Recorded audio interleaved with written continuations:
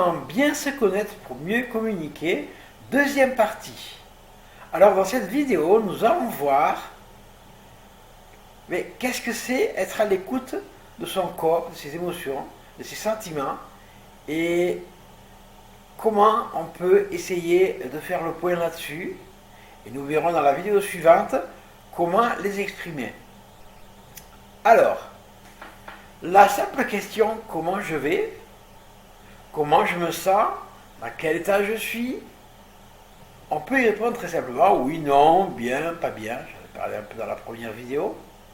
Mais on peut aussi aller plus loin et voir, par exemple, les bons ressentis, les choses dans lesquelles on se sent bien, et les moins bons ressentis, les choses dans lesquelles on ne se sent pas bien.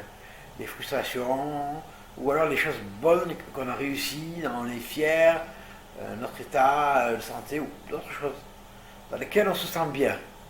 Et après avoir fait le point là-dessus, y mettre les bons mots et les bons termes pour pouvoir après les exprimer. Alors c'est bien de faire cet exercice à deux, mais si vous êtes tout seul, enregistrez-vous. Faites comme moi, mettez votre caméra ou votre dictaphone et enregistrez-vous. Donc nous allons prendre un exemple. Je dis comment je me sens aujourd'hui. Donc je vais faire un peu le tour, je vais dire donc, physiquement déjà. Est-ce que je suis en forme? Moi je me sens bien en forme, pour mon cas. Est-ce que j'ai des fiertés, des choses que j'aime bien?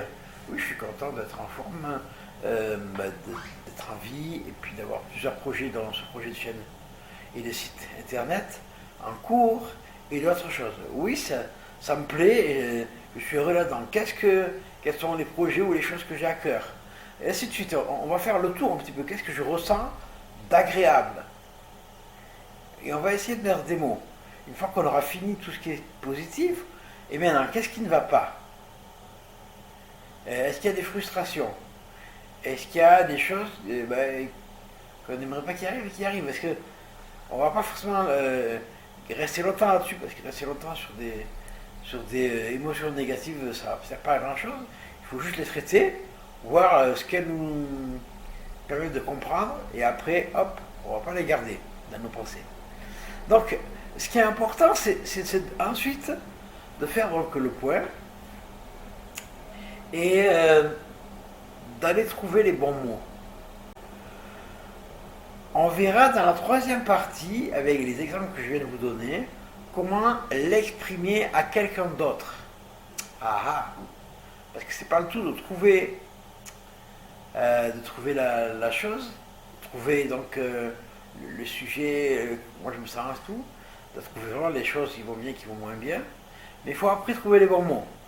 Donc là pour l'instant je vous l'explique, et après, dans la quatrième vidéo, je vais faire une démonstration, quatrième et cinquième vidéo, de comment je l'applique dans ma vie. Voilà. Là je vous fais comment faire. Je vous donne des exemples, et après on va voir, pas comment faire, je vous explique le pourquoi, le quoi. Et ensuite, on verra le comment. On verra comment on peut appliquer ça. Voilà. Donc, rendez-vous dans la troisième vidéo pour voir comment le dire. Comment dire ces choses-là. Comment dire comment on se sent. Et comment le dire d'une manière beaucoup plus complète que juste ça va pas bien, et ainsi de suite. Voilà. Donc, abonnez-vous à ma chaîne. Ou alors inscrivez-vous ici par mail ou par notification afin d'être tenu au courant en temps réel de mes publications, de mes nouvelles vidéos que je sors très régulièrement sur cette chaîne et sur mon site bigconnection.net. Je vous dis à bientôt. Au revoir.